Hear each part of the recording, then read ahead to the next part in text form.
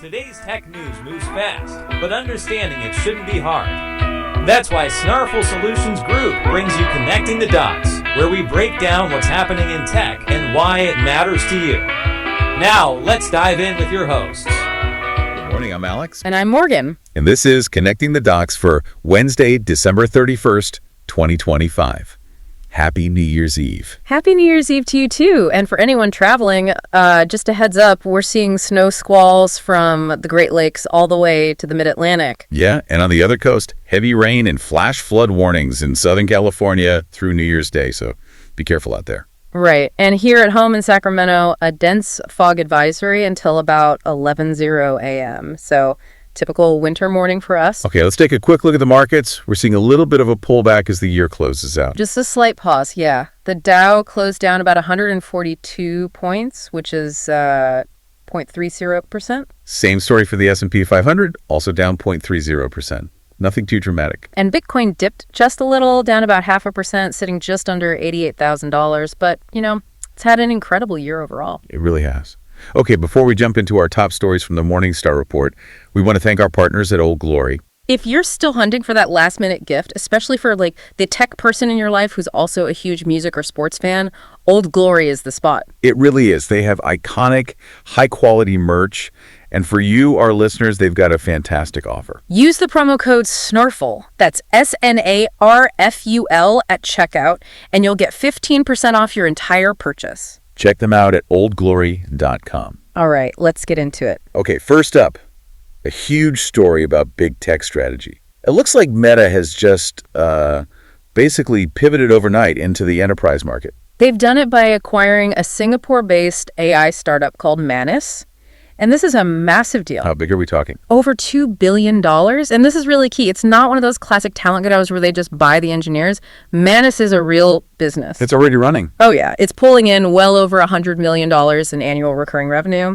Meta is buying an instant, mature business line. So what does Manus actually do? I saw the term agentic first approach. Right. So for you trying to wrap your head around that, it's not just a fancy chatbot. Think of it as a digital employee. A digital employee. Exactly. It's a general purpose AI agent that can handle really complex multi-step tasks like coding, deep market research, data analysis, all without needing a human to guide it at every step. Wow. Okay. The scale is just astounding. It's processed 147 trillion tokens and powers 80 million virtual computers. It's a plug-and-play enterprise AI. And that's the real so what here, isn't it? Yeah. Because unlike Microsoft, Google, or Amazon, who have their huge cloud platforms to sell AI tools, Meta's been stuck. They've been stuck. They use AI internally for their ad business, but they haven't had a real way to sell it to other companies. This changes that instantly. And you can tell it's a serious business move from the internal structure. Oh, absolutely.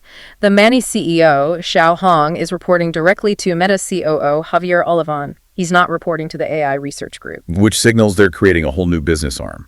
They know enterprise sales are a different beast. It's a totally different game, but that's the real challenge, right? I mean, even with all of Meta's money, how do you crack that market? Yeah, you've had companies with decades of trust built up with Microsoft or IBM. Right. Why would they suddenly switch over to, a Meta product? It's a great question, but the promise of a true digital employee might be so powerful that the cost of not buying it becomes too high to ignore. But there was another huge hurdle they had to clear first. The geopolitics. Right. This is where it gets really interesting. Manus had Chinese founders, its parent company, drew scrutiny from U.S. senators. And that's usually deal killer. In this climate, absolutely. So Meta was hyper-aggressive about cleaning this up. They've committed to completely severing all ties with China post-acquisition. What does that actually mean? It means shutting down their China-specific operations, like an AI assistant they had there, and removing any Chinese ownership. It's them building a political firewall around this new business. A firewall. That's a great way to put it. Okay, so if Meta is building a digital firewall, let's talk about the hardware firewall the U.S. government is trying to build around AI itself. This is our second story, and it's a $50 billion tug-of-war over NVIDIA's chips.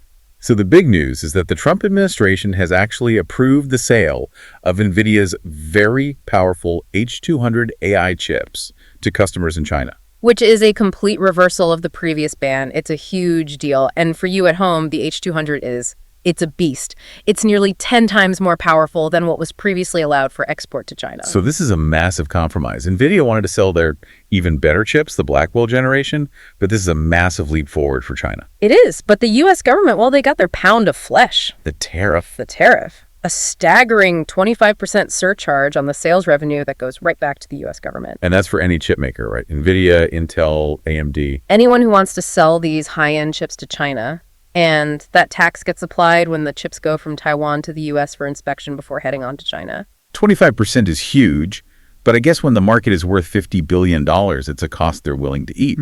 You have companies like Alibaba and ByteDance lining up. Right. But here is the fascinating twist. Just as the U.S. finally opens the door, China is now thinking about imposing its own internal limits on who can buy the H200. Wait, so the seller finally says yes, and now the buyer's saying, hang on, maybe we shouldn't use it. Precisely. The idea is that Chinese companies would have to go through this whole approval process and prove why a domestic chip, like one from Huawei, can't do the job. So it's not about the technology, it's about national pride. National pride and a long-term strategy to boost their own homegrown chip industry. It's a huge statement, even if it slows them down in the short term. And this leaves NVIDIA in a bizarre spot. They get access to the market, but the market's own government might be artificially shrinking it. Exactly. And meanwhile, back in the U.S., you have senators calling this a colossal economic and national security failure. The political heat is just getting started. It really feels like the rules are being written and rewritten every single day on this. They are. It's the central conflict of the global economy right now. Okay, so shifting from these regulatory battles to a very, very physical risk to the infrastructure that carries all this data.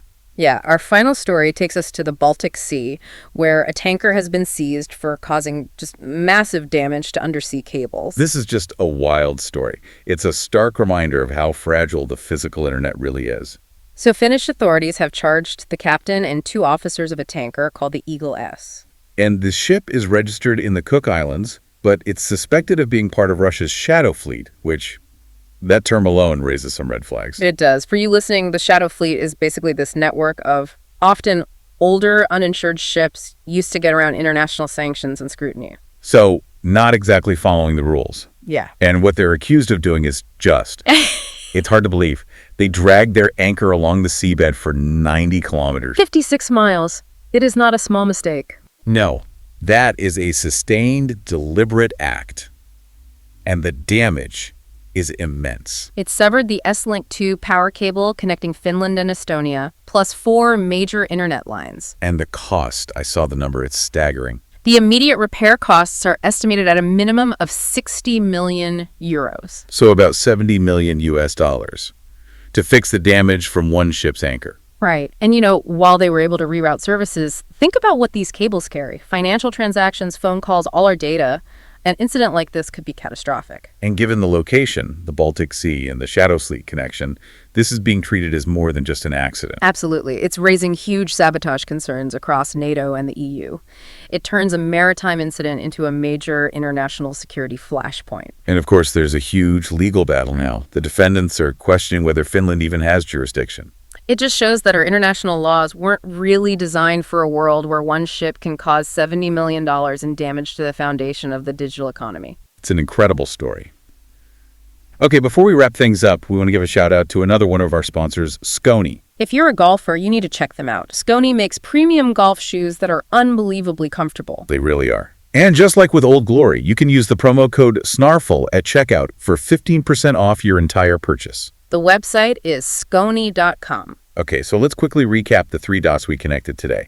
First, we have Meta making a massive strategic pivot into enterprise. Right. They're buying the AI company Manus and building a huge geopolitical firewall around it to make the deal work in the West. Then we've got the global AI hardware race, with the U.S. finally allowing NVIDIA to sell powerful H200 chips to China, but with a huge 25% tariff. And at the same time, China might restrict access to those very chips to boost its own domestic industry. It's an incredibly complex situation. And finally, a reminder that the internet is intensely physical and vulnerable. A suspected Shadow Fleet tanker caused 60 million euros in damage to critical undersea cables in the Baltic Sea. It just shows that all this amazing tech we talk about, it's all built on foundations that are, pretty fragile. They're vulnerable to politics, to national pride, and even to a single misplaced ship anchor. We're here to help at Snarful, so reach out on our website if you have any more questions. That's a wrap on today's top stories. Remember, tech doesn't have to be complicated, and we're here to help connect the dots. If you've got questions or want to learn more, visit us at snarful.com. Thanks for listening, and we'll catch you next time.